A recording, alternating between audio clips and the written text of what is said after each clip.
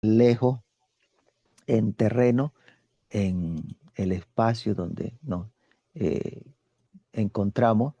Gracias a Dios por cada uno de los hermanos que eh, por alguna razón han tenido que salir de Venezuela, pero que en el país donde van recuerdan que pertenecen a una iglesia y que esa iglesia pues está haciendo lo posible por eh, eh, mantener el cuidado espiritual que cada uno de nosotros como miembros del cuerpo de Cristo necesitamos. Y bueno, eh, eh, pues gracias a Dios por cada uno de ustedes, que los que están en Estados Unidos, los que están acá en Colombia, donde yo también me encuentro, los que están en Chile, los que están en Europa, en España, en Alemania, pues gracias a Dios por cada uno que hace el esfuerzo donde va, en Brasil, donde quiera que está, pues usted está haciendo el esfuerzo para conectarse y gracias a Dios por que le permite, le da esa oportunidad de congregarse, de acortar la distancia. Esa distancia es posible acortarla por este medio, es una bendición y qué bueno que allí donde usted se reúne y en su casa, incluso los que estando en Venezuela por alguna situación no pueden acercarse hasta una sede, pues usted tiene la oportunidad pues de congregarse. Veo a varios que estando allí en Venezuela tienen la posibilidad de acompañarnos porque no pudieron asistir a la sede donde están allí permanente. Bueno, Dios le bendiga de una manera especial. Así como acortamos la distancia entre nosotros para seguir congregándonos, por favor, acorte la distancia para congregarse con Dios, para mantener la comunión con Dios todos los días. Busque la presencia de Dios, busque el rostro del Señor, acérquese más y más a Dios, porque los días son malos y necesitamos estar cada vez más cerca de la presencia de Dios. Acorte la distancia. Dios envía su espíritu para acortar esa distancia.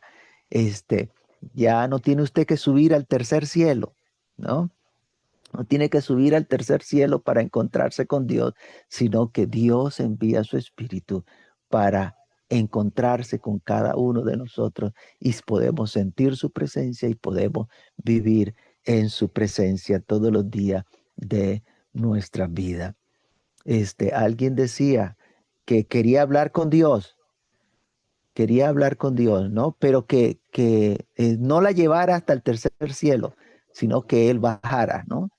Porque si ella iba para el tercer cielo le tocaba morir, pero que no se quería morir, entonces que era más fácil que Dios bajara para ella hablar con Dios. Bueno, no necesitamos subir al tercer cielo, ni necesitamos que Dios se baje allá del tercer cielo. Él envía su Santo Espíritu y por medio de su Espíritu hoy tenemos comunión con Dios y con su Hijo amado Jesucristo. Podemos encontrarnos con Él, podemos gozarnos en su presencia y no deje de orar por la actividad que viene ya. Faltan pocos días. Viene la asamblea que vamos a tener ya dentro de, ¿qué? Como 10 días faltan aproximadamente para que iniciemos la actividad. Prepárese, saque el espacio, saque el tiempo para que entonces podamos estar reunidos por este medio y conjunto con los hermanos que van a estar allá en directo en Venezuela. Bien, vamos a abrir la palabra de Dios. Vamos a entrar en el estudio de la palabra de Dios.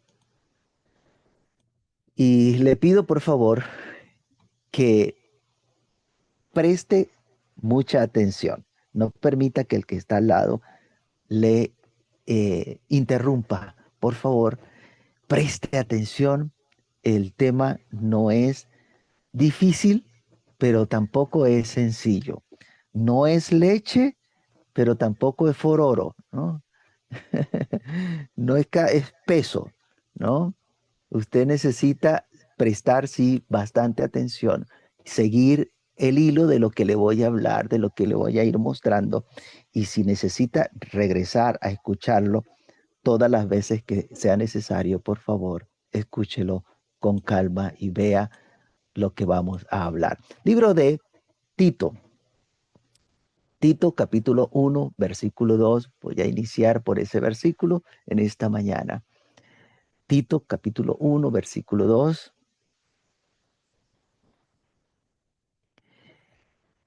Dice así: en la esperanza de la vida eterna, en la esperanza de la vida eterna, la cual Dios, que no miente, prometió desde antes del principio de los siglos. En la esperanza de la vida eterna, la cual Dios, que no miente, prometió desde antes del principio de los siglos. Y vamos a conversar en esta mañana de la promesa de vida eterna, la promesa de vida eterna. Y aprovechemos, porque usted sabe que hay que aprovechar el momento, la oportunidad que tenemos de hablar de una esperanza que debe tener todo cristiano, la esperanza de la vida eterna. Y yo espero que usted también tenga esta esperanza. Aunque haya algunos por allí que no quieren tener esperanza, no les gusta que le hablemos de esperanza, la Biblia habla de la esperanza de la vida eterna. Y lo primero que debemos saber es que la vida eterna es una promesa del Padre. Eso es lo primero que nosotros debemos saber. La promesa de la vida eterna es una promesa del Padre, no una promesa de Jesucristo. Aun cuando el Señor Jesucristo, usted va a encontrar en los evangelios que habló de vida eterna, quien nos ha prometido la vida eterna fue Dios. El Padre de nuestro Señor Jesucristo prometió la vida eterna. Y como promesa del Padre, la vamos a encontrar a lo largo del Antiguo Testamento, porque no hará nada Jehová el Señor sin que antes lo revele a sus siervos los profetas. Entonces, así vamos a conseguir en el Antiguo Testamento varias referencias, pero yo voy a solamente a mostrarle dos referencias. La primera está en el libro de los Salmos, capítulo 133, versículo 3. Salmo 33, 133, perdón, versículo 3, que dice: como el rocío de Hermón que desciende sobre los montes de Sión, porque allí envía Jehová bendición y vida eterna. ¿Qué envía Jehová?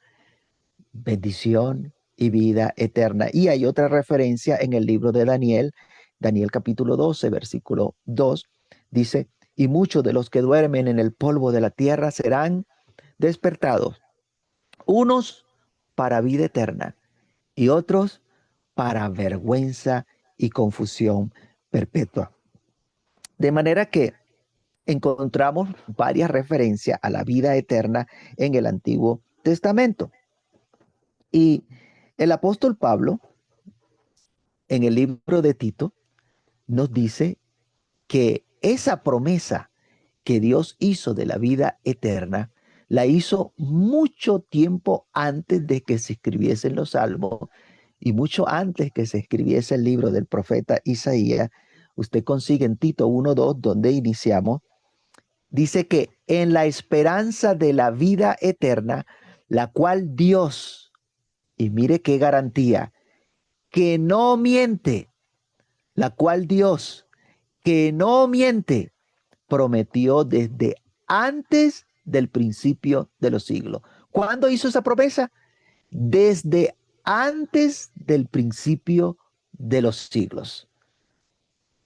Bastante tiempo, muchísimo tiempo, antes del principio de los siglos. Entonces Pablo nos aclara que esa promesa Dios la hizo antes del principio de los siglos.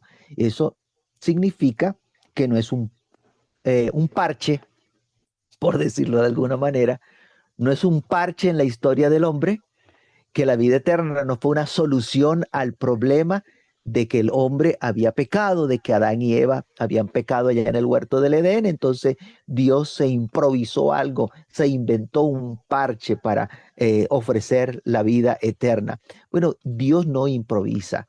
Dios estas cosas las planificó desde antes del principio de los siglos, el darnos, el ofrecernos vida eterna. Entonces, tengamos bien claro, por favor, que es el Padre quien nos da la vida eterna y que ha establecido que nos las va a otorgar o que nos las otorga a nosotros al estar nosotros en su Hijo Jesucristo, al tener al Hijo del Dios viviente. Primera de Juan capítulo 5, versículo 11 y 12.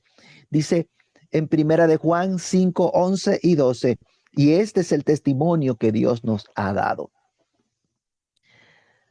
Perdón, vuelvo y leo para leer con sentido. Y este es el testimonio, dos puntos, que Dios nos ha dado vida eterna y esta vida está en su Hijo. El que tiene al Hijo tiene la vida. El que no tiene al Hijo de Dios no tiene la vida. ¿Qué es lo que Dios nos está ofreciendo, nos está dando en su Hijo Jesucristo? Nos ha dado vida eterna. Nos ha dado vida eterna. Y me gusta poner este ejemplo de una persona que tiene un boleto, una entrada a un evento. Al llegar a la puerta del lugar donde se va a realizar el evento, a él le van a exigir, le van a pedir que presente el boleto de entrada. Si la persona no tiene el boleto de entrada, no le permiten entrar. El que tiene el boleto entra al evento. El que no tiene el boleto no entra al evento. Bien, al llevarlo a lo que la Escritura dice, le pregunto, ¿quiénes obtendrán la vida eterna? El que tiene el Hijo tiene la vida. El que no tiene el Hijo de Dios no tiene la vida. Es así de sencillo. Dios ha puesto como condición para obtener la vida eterna a su Hijo Jesucristo. Por eso dice Primera de Juan, capítulo 5, versículo 11. Este es el testimonio que Dios nos ha dado vida eterna y esta vida está en su Hijo. Ahora, ¿cómo se hizo realidad a esta promesa de vida eterna que el Padre hizo? Bueno, hay dos libros en la Biblia estrechamente relacionados, no solo por haber sido escrito por el mismo autor, sino que el tema con el que inicia en estos dos libros es el mismo, la promesa de vida eterna. El escritor de estos dos libros es el apóstol Juan.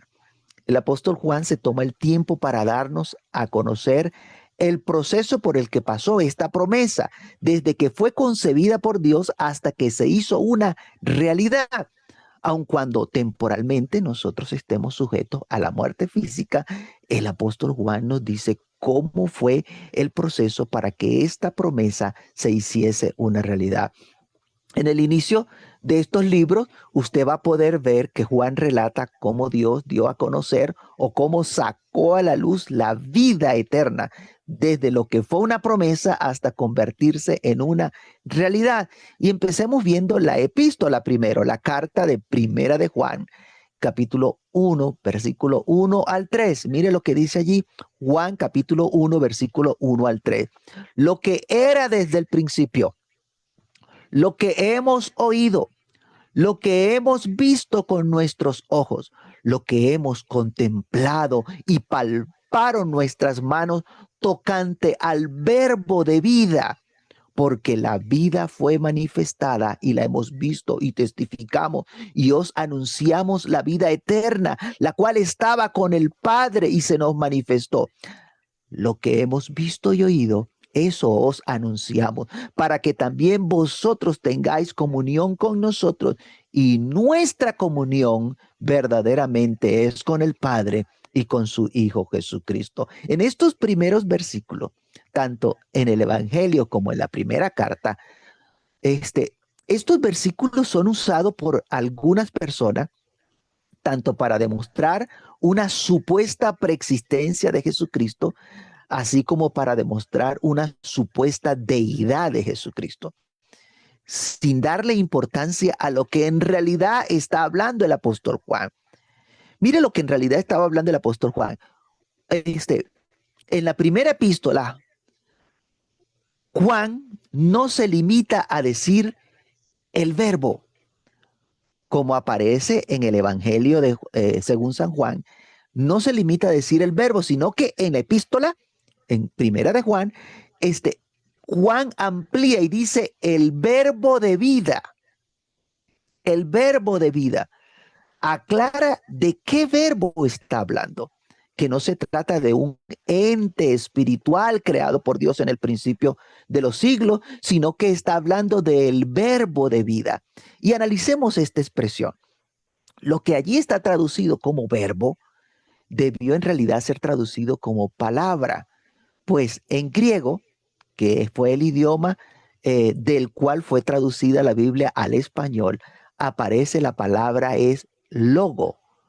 Logo que cuando se traduce al español significa palabra.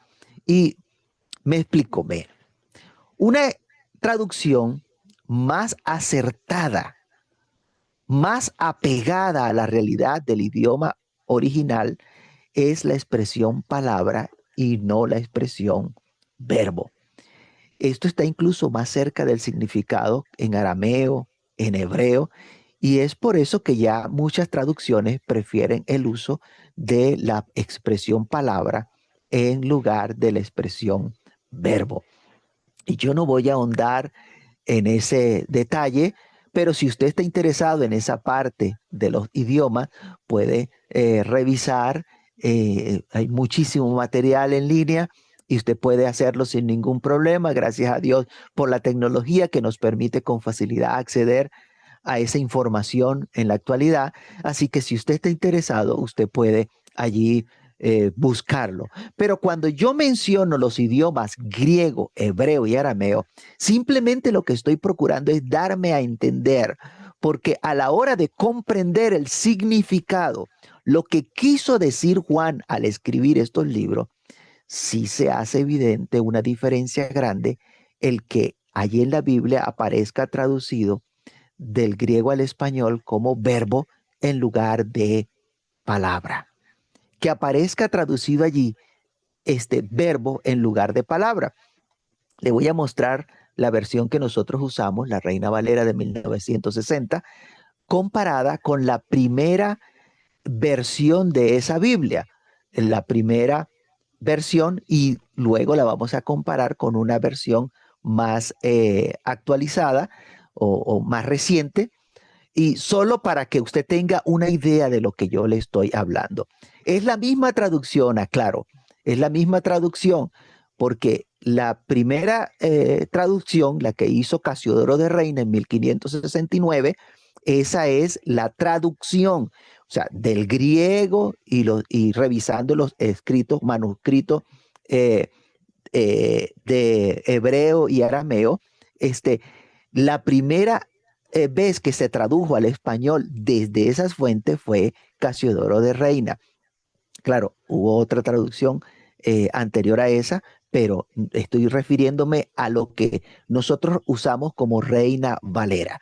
Esta fue la primera traducción que se conoce como Reina, conocida también como la Biblia del Oso en 1569, y de allí en adelante han salido varias revisiones.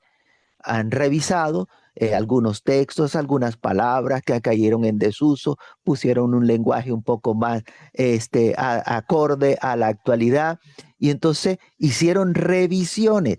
De manera que la versión que nosotros usamos de 1960, Reina Valera, es una revisión, no es una traducción, es una revisión de una traducción anterior. Y le voy a mostrar la otra de una revisión del año 2015 de la misma traducción, pero una revisión del año 2015 que también llaman actualizada. Vea lo que está saliendo allí en pantalla. En el lado izquierdo tiene la Reina Valera del 60 y en el lado derecho tiene la versión del Oso en 1569, la traducción. Allí, cuando usted lee los versículos, voy a leer el de Reina Valera, dice lo que era desde el principio, en el lado izquierdo, lo que hemos oído, lo que hemos visto con nuestros ojos, lo que hemos contemplado y palparon nuestras manos tocante al verbo de vida. Aquí aparece la expresión verbo de vida. Eso es lo que leemos nosotros actualmente. Cuando usted va a la traducción que hizo Casiodoro de Reina, él colocó lo que era desde el principio, lo que habemos oído, lo que habemos visto con nuestros ojos, lo que habemos bien mirado y nuestras manos han tocado de la palabra de vida. Mire que no dice del verbo de vida, sino que dice de la palabra de vida. Esa fue la traducción original de Casiodoro de Reina.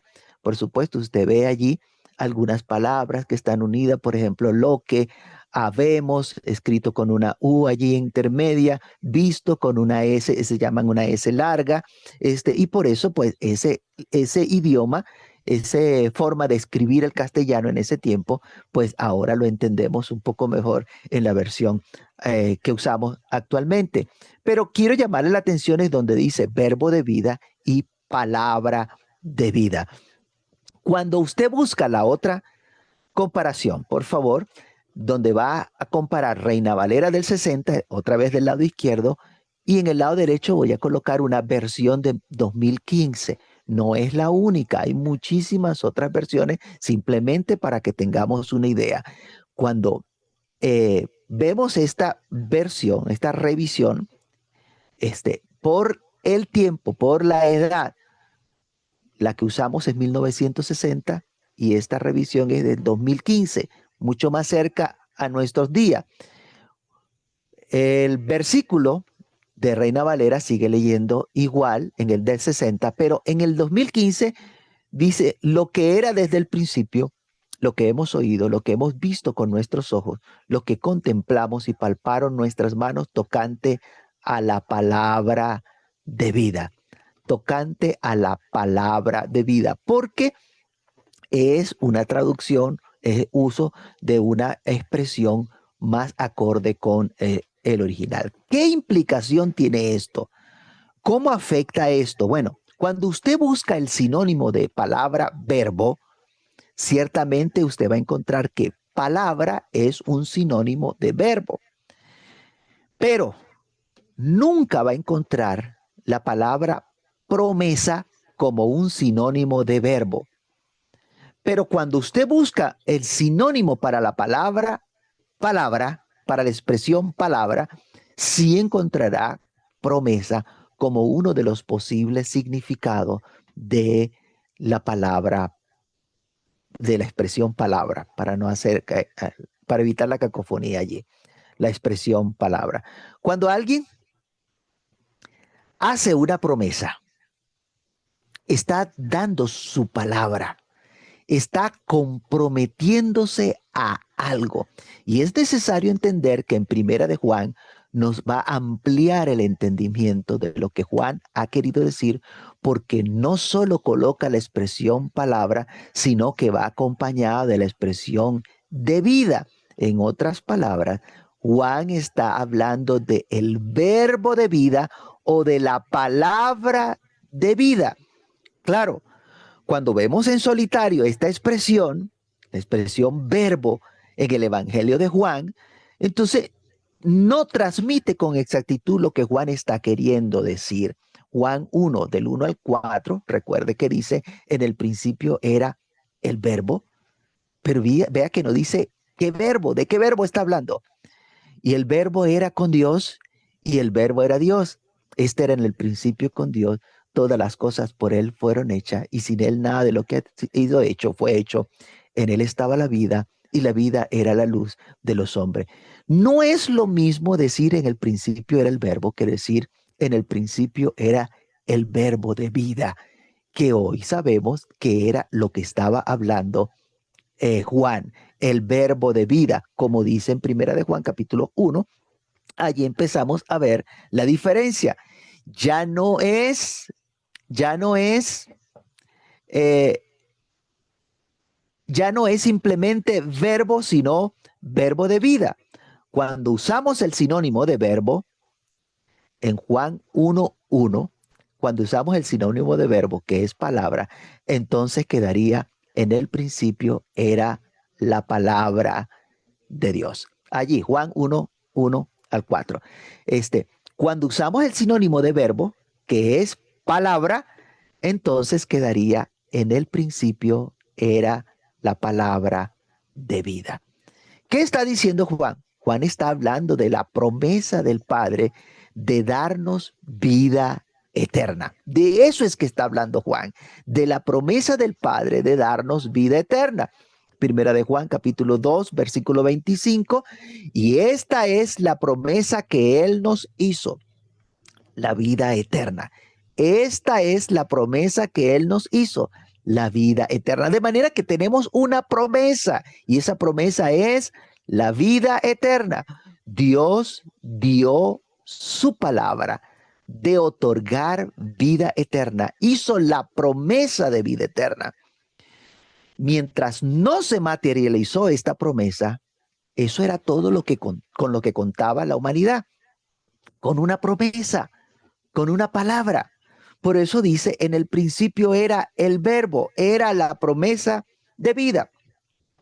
Y esta promesa de vida estaba con Dios y la promesa de vida era Dios. Queda más claro que no está hablando de una persona ni de un ser espiritual preexistente. Juan de lo que está hablando es de la promesa de vida hecha por Dios. Y cuando llegó el cumplimiento del tiempo, Dios, que había establecido en qué tiempo lo iba a hacer efectivo, entonces Dios hizo venir a ese ser por medio del cual nos concedería la vida eterna. Dios lo que hizo fue sacar a la luz la vida y la inmortalidad por medio de Jesucristo, como dice en 2 de Timoteo capítulo 1 versículo 8 al 10. Por tanto, no te avergüences de dar testimonio de nuestro Señor, ni de mí, preso suyo, sino participa de las aflicciones por el Evangelio según el poder de Dios, quien nos salvó y llamó con llamamiento santo, no conforme a nuestras obras, sino según el propósito suyo y la gracia que nos fue dada en Cristo Jesús antes de los tiempos de los siglos, pero que ahora ha sido manifestada por la aparición de nuestro Salvador Jesucristo, el cual quitó la muerte y sacó a luz la vida y la inmortalidad por el Evangelio. Dios sujetó entonces la vida y la inmortalidad al hecho de creer en el Señor Jesucristo. Si tenemos al Señor Jesucristo, entonces se nos otorga la vida eterna, como dice en Primera de Juan capítulo 5 versículos 11 y 12. Y este es el testimonio, que Dios nos ha dado vida eterna. Y este es el testimonio, que Dios nos ha dado vida eterna. Y esta vida está en su Hijo. El que tiene al Hijo tiene la vida. El que no tiene al Hijo de Dios no tiene la vida. Este es el tema recurrente a lo largo del Evangelio de Juan, así como de la primera epístola de Juan. Demos por favor rápidamente un vistazo a cómo Juan habla de la vida eterna a lo largo de estos dos libros, tal cual como nos ha llegado la traducción, como está en la versión Reina Valera de 1960. Le voy a mostrar varios versículos, voy a ir rápido, quizás no le dé tiempo anotarlos todos, pero después recuerde que queda grabado y usted puede revisarlo. En el capítulo 3, Juan 3, 15, 16, que leíamos incluso al iniciar el culto, para que todo aquel que en él cree no se pierda, mas tenga vida eterna, porque de tal manera amó Dios al mundo que ha dado a su Hijo unigénito, para que todo aquel que en él cree no se pierda, mas tenga vida eterna. Juan 3:36, el que cree en el Hijo tiene vida eterna, pero el que rehúsa creer en el Hijo no verá la vida, sino que la ira de Dios está sobre él. En el capítulo 4, Juan 4:14, mas el que bebiere del agua que yo le daré, no tendrá sed jamás, sino que el agua que yo le daré será en él una fuente de agua que salte para vida eterna. En Juan 4:36, el que ciega recibe salario, recoge fruto para vida eterna, para que el que siembra goce juntamente con el que ciega. En el capítulo 5, Juan 5:24, de cierto os digo, el que oye mi palabra y crea el que me envió, tiene vida eterna y no vendrá a condenación, mas ha pasado de muerte a vida. Juan 5:39, escudriñad las escrituras, porque a vosotros os parece que en ella tenéis la vida eterna, y ellas son las que dan testimonio de mí. Capítulo 6, Juan 6:27, trabajad no por la comida que perece, sino por la comida que a vida eterna permanece, la cual el Hijo del Hombre os dará, porque a este señaló Dios el Padre. Juan 6:40, y esta es la voluntad del que me ha enviado, que todo aquel que ve al Hijo y cree en él tenga vida eterna, y yo le resucitaré en el día posterior. Juan 6:47 dice, de cierto os digo, el que cree en mí tiene vida eterna. Juan 6:54 dice, el que come mi carne, bebe mi sangre, tiene vida eterna, y yo le resucitaré en el día posterior. Juan 6:68 dice, le respondió Simón Pedro, Señor, ¿a quién iremos? Tú tienes palabra de vida eterna.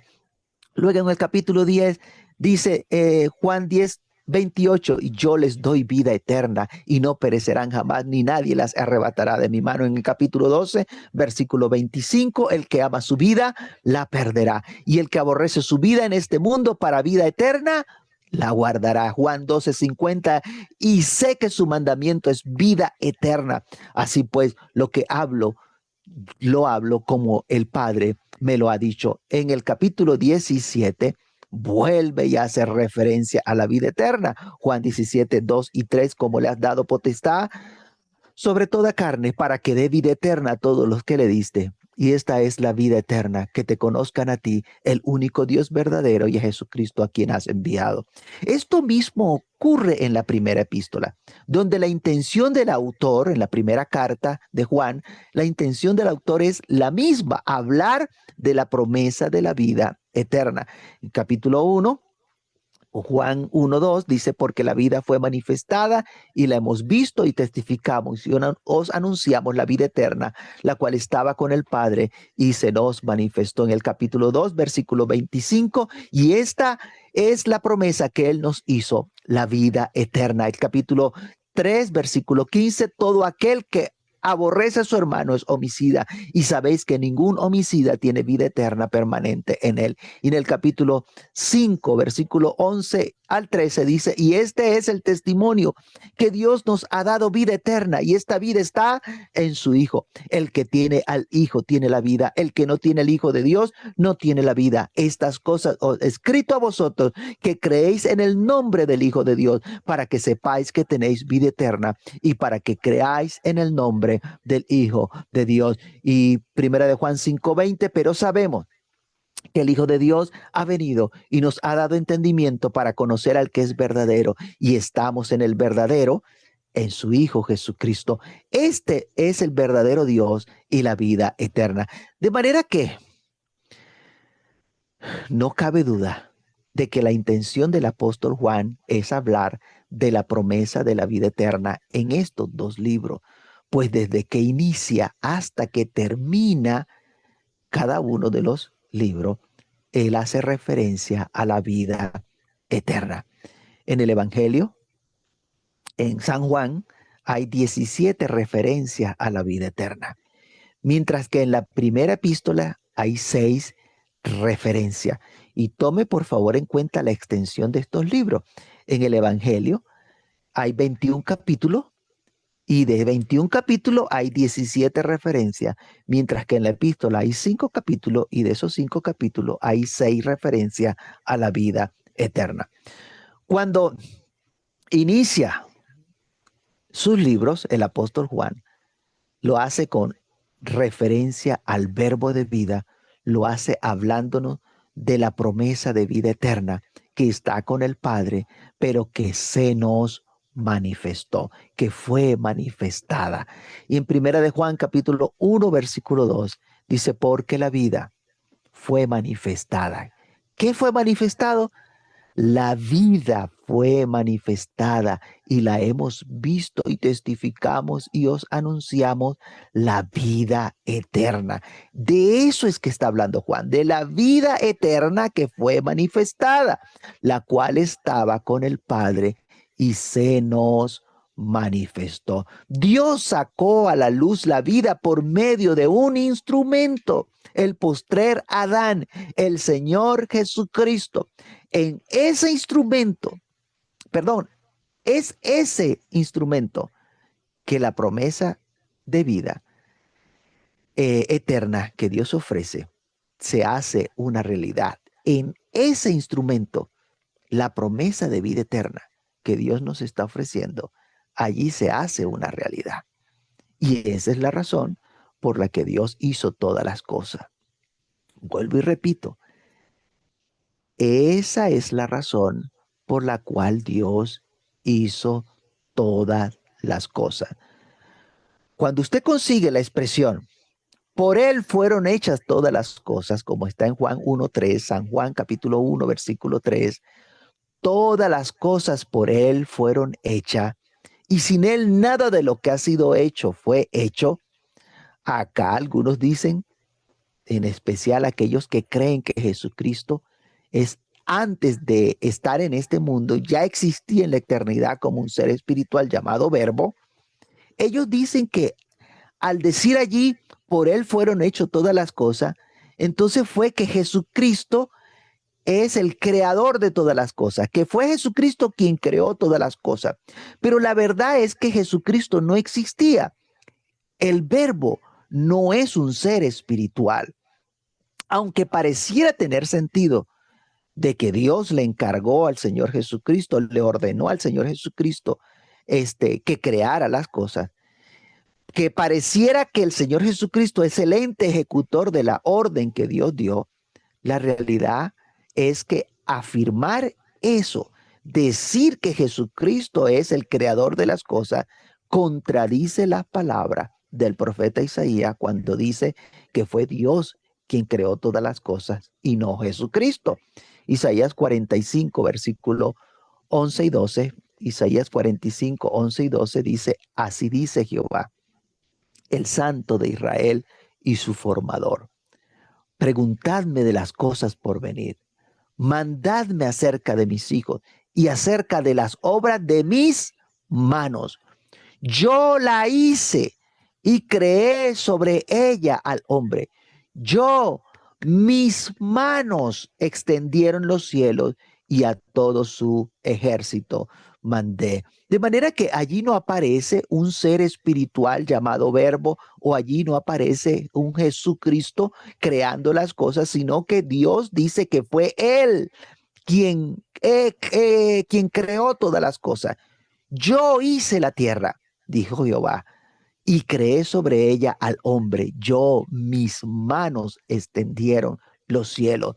Y dice que toda esta creación es obra de sus manos. Entonces, asegurar que fue Jesucristo quien creó todas las cosas, cuando era verbo o palabra, o siendo un ser espiritual, eso es contradecir las escrituras, es llevarle la contraria al testimonio que Dios mismo ha dado de él. Cuando leemos el texto en Juan capítulo 1, versículo 3, que dice, todas las cosas por él fueron hechas, Juan 1:3, todas las cosas por él fueron hechas y sin él nada de lo que ha sido hecho fue hecho. ¿Qué está diciendo en realidad? Bueno, lo que allí está diciendo, lo que ese texto está diciendo es que Dios hizo todas las cosas pensando, tomando en cuenta al Cristo que había de engendrar y la promesa de vida eterna que habría de cumplir por medio de él cuando viniese el cumplimiento de los tiempos. Perdón. Mire, le pongo un ejemplo. Piense por un momento, ¿cuántas veces usted ha hecho compra? ¿Cuántas veces le ha tocado comprar algo? ¿Cuántas veces ha hecho arreglos en la casa pensando en que alguien vendrá, ya sea una visita o el nacimiento de un hijo? ¿Cuántas veces usted ha arreglado, por ejemplo, la sala, ha arreglado el cuarto, ¿Cuántas veces usted eh, al comprar una cuna lo hace porque, bueno, eh, allí para que esté en la casa? No, usted tiene siempre un propósito. Cuando usted compra una cuna, está pensando en alguien que aún no está, pero que tiene usted la esperanza de que llegará.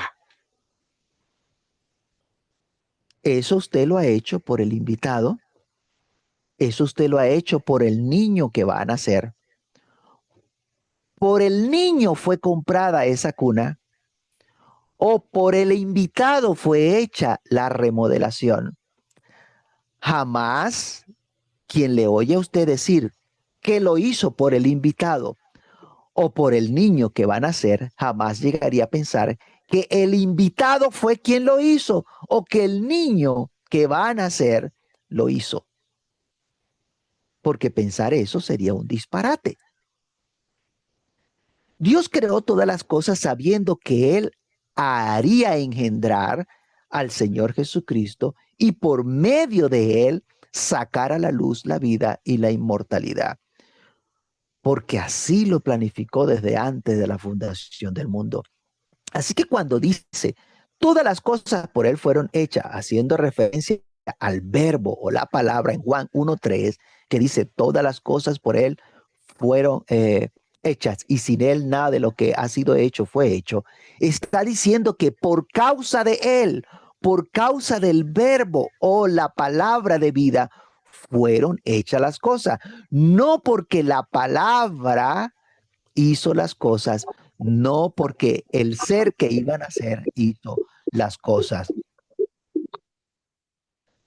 Vemos así que la vida eterna no es una persona, no es un ser, sino que es un beneficio, un privilegio o bienaventuranza que Dios dará a aquellos que tienen en sus corazones a su Hijo amado.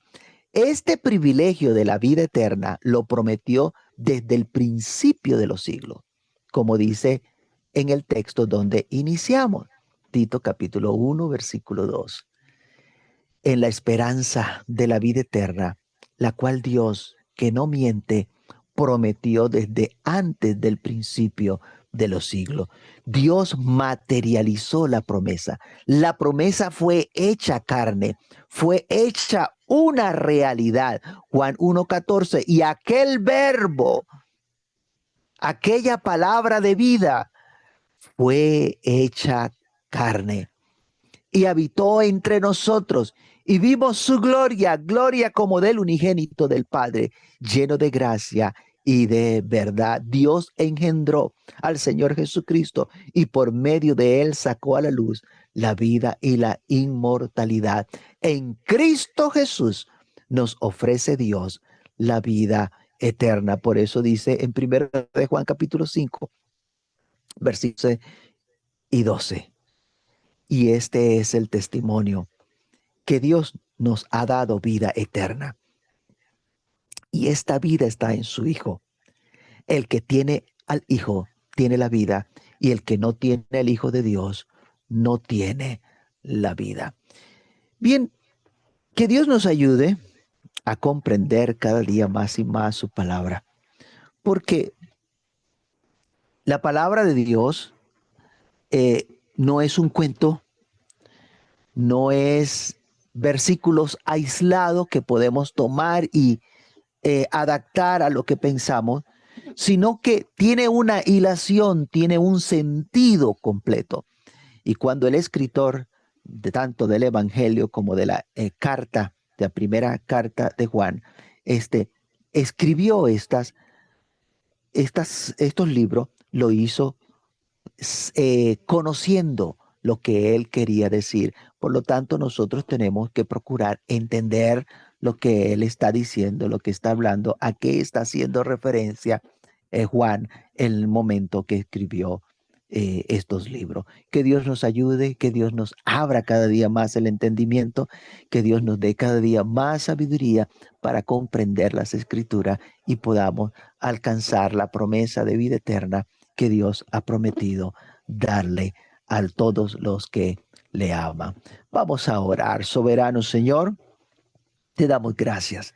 Dios altísimo, tuya la honra, tuya la gloria, el poder, la majestad por los siglos de los siglos. Gracias, Señor, por tu palabra bendita que nos ayuda a comprender y a entender, Señor, lo que tú has planificado desde antes de los siglos, lo que tú tienes para nosotros. Aun cuando nosotros no habíamos nacido, ya tú habías pensado en que un día nosotros estaríamos acá y